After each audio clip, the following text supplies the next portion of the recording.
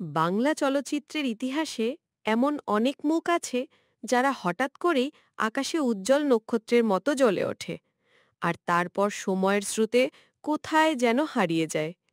আজ আমরা কথা বলবো এমন এক নায়িকাকে নিয়ে যিনি ৯০ দশকে ঢালিউডে এসেই দর্শকের মন জয় করেছিলেন।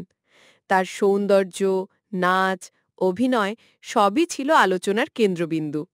কিন্তু তার জীবনের গল্পটা কেবল সাফল্য দিয়ে শেষ হয়নি। এর সাথে জড়িয়ে আছে বিতর্ক, অজানা কিছু অধ্যায় আর দীর্ঘ অন্তর্ধানের রহস্য। তার নাম একা। একা ঢাকার এক সাধারণ পরিবারে জন্ম নেন। ছোটবেলা থেকেই নাচ আর অভিনয় ছিল তার গভীর আগ্রহ। স্কুলের অনুষ্ঠানে কিংবা এলাকার সাংস্কৃতিক আসরে তিনি ছিলেন সবার চেনা মুখ। ১৯৯৭ সালে তিনি প্রথম বড় পর্দায় আসেন তেজি সিনেমার মাধ্যমে। পরিচালকরা বলতেন, এই মেয়েটার চোখের এক্সপ্রেশন আর নাচের ভঙ্গি অন্যরকম। প্রথম ছবিতেই দর্শকের মন জয় করার পর একার হাতে আসতে শুরু করে বড় বাজেটের ছবির প্রস্তাব। সহশিল্পী হিসেবে পেয়েছেন তৎকালীন শীর্ষ নায়ক সালমান শাহের সমসাময়িক তারকাদের। একসময় তার নাম হয়ে ওঠে প্রযোজক আর পরিচালকদের প্রথম পছন্দ।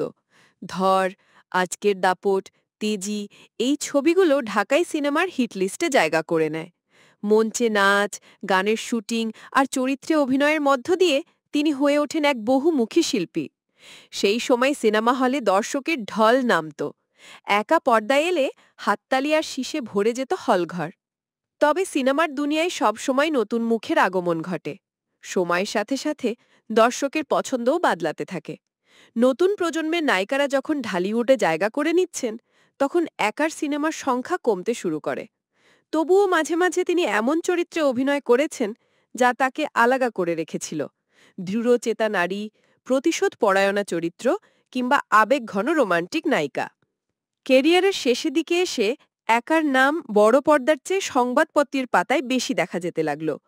২০২১ সালে ঘটে এমন একটি ঘটনা যা তাকে আবার শিরোনামে আনে। গৃহকর্মী নির্যাতন আর মাদক রাখার অভিযোগে গ্রেপ্তার হন তিনি। টেলিভিশন চ্যানেল আর অনলাইন নিউজ পোর্টালগুলো ঘণ্টার পর ঘণ্টা সেই খবর প্রচার করে। যদিও পরে তিনি জামিনে মুক্তি পান, কিন্তু ইমেজে পড়ে বড় ধাক্কা। এই ঘটনার পর থেকে আর বড় কোনো প্রজেক্টে তাকে দেখা যায়নি। আজকের দিনে নায়িকা একা অনেকটাই মিডিয়ার বাইরে। সোশ্যাল মিডিয়ায় মাঝে মাঝে ছবি পোস্ট করলেও সেগুলো খুব বেশি আলোচনায় আসে না। কেউ বলেন তিনি ব্যক্তিগত জীবন নিয়ে ব্যস্ত, আবার কেউ বলেন বিতর্কের কারণে নিজেই আলো থেকে দূরে সরে গেছেন। আসল কারণ হয়তো কেবল একাই জানেন। একা হয়তো এখন আর চলচ্চিত্রে সক্রিয় নন, কিন্তু তার কাজ রয়ে গেছে দর্শকের মনে। খ্যাতির গল্প যেমন অনুপ্রেরণা দেয়, তেমনি মনে করিয়ে দেয় গ্ল্যামার দুনিয়া যতই উজ্জ্বল হোক, তা অনেক সময়ই ক্ষণস্থায়ী। যদি তুমি একার সিনেমা দেখে থাকো, কমেন্টে লিখে জানাও কোন সিনেমাটা তোমার সবচেয়ে পছন্দ।